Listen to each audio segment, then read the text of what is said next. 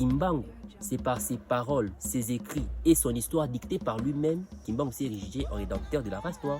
Son histoire dictée par lui-même, il dictait lui-même son histoire, il a raconté ça à ses compagnons.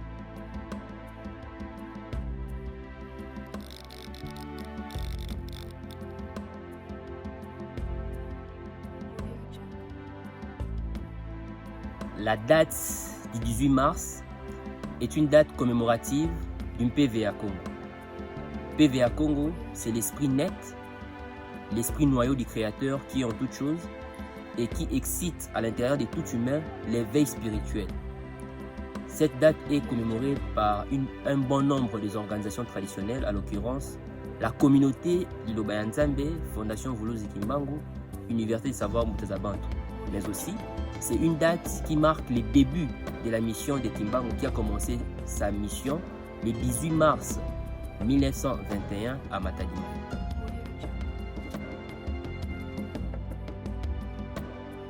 Pour la petite histoire, Kimbangu a quitté le Congo central pour venir trouver de quoi vivre à Léopoldville, la capitale de l'état colonial belge, actuellement Kinshasa.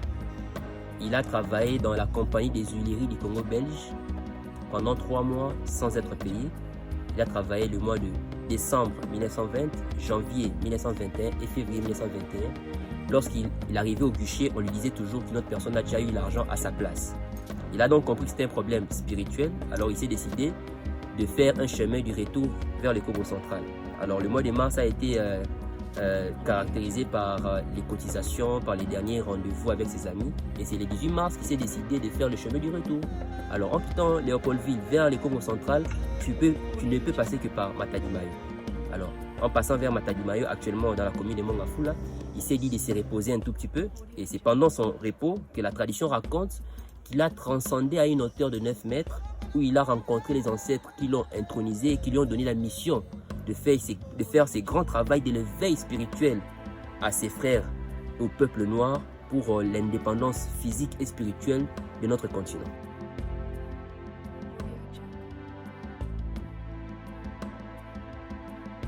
Alors, comment nous le savons? Premièrement, Kimbangu avait une organisation, ça s'appelait le Kintwadi. Ça avait la devise Bolingo Libeko Misala.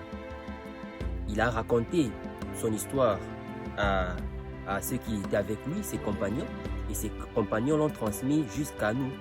C'est vrai que dans la transcription de son histoire, il y a eu 2 tendances. Il y a la tendance de l'église kimbanguiste qui raconte que Kimbangu était l'envoyé de Jésus-Christ, qui est une falsification de son histoire.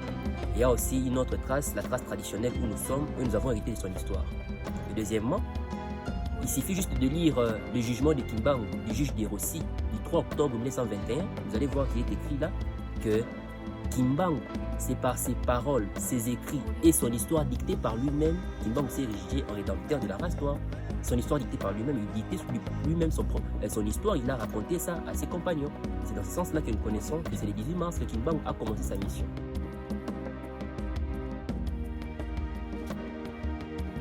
Le gouvernement a déclaré la date du 6 avril comme une date du combat de Kimbangu et de la conscience africaine.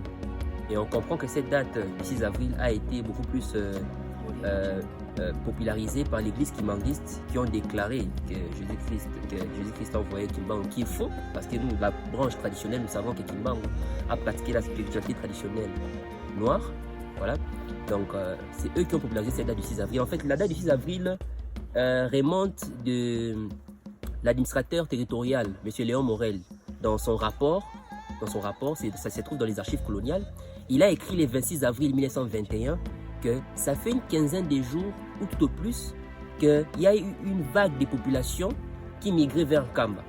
Alors, quand on prend le rapport du 26 avril, on déduit une quinzaine de jours, on tombe sur la date du 6 avril, que l'église kimbanguiste a popularisé. Et aussi, on raconte que le 6 avril, c'est le jour où Kimbangu n'a fait que guérir Mama Kiatondo, qui était une malade célèbre. Donc, une personne tout le monde savait qu'elle était malade, alors en guérissant une malade célèbre, ça a rendu Kimbangu populaire, ça fait en sorte que plusieurs personnes viennent vers Kimbangu. C'est pour ça qu'ils pensent que c'est en ce jour que Kimbangu a commencé sa mission.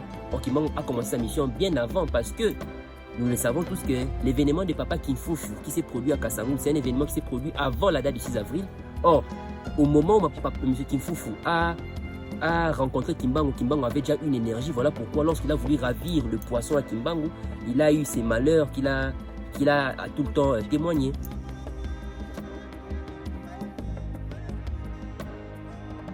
Merci, je ne peux que dire que merci à la chaîne Malébo d'avoir pensé à moi pour vous éclaircir sur cette question entre les 18 mars et le 6 avril. Et vraiment, j'aimerais aussi vous encourager pour le grand travail que vous faites pour l'éveil de la conscience du peuple noir. Vraiment, coup de chapeau.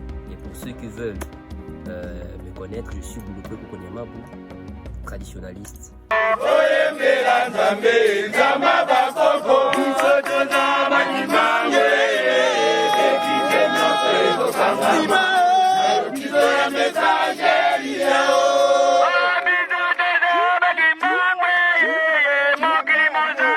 Kita